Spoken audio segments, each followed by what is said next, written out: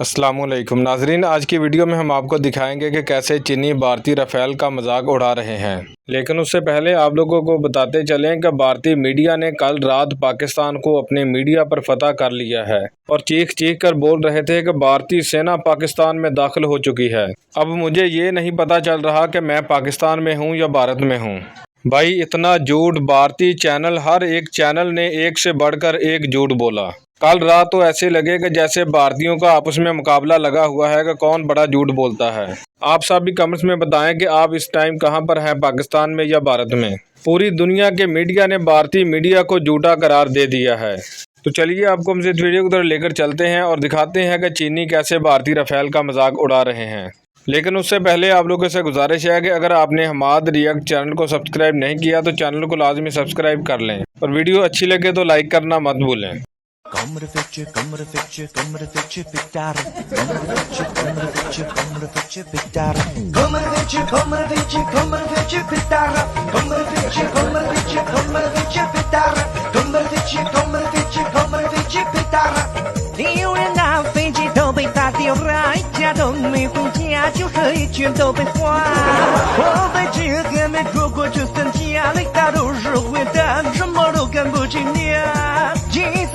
我上到处都在发大了，需要丢大牙，这次丢人丢大了。换飞机回家，全部换新的，就没他们懂玩，没他们都没事情啊，他们不会灭的。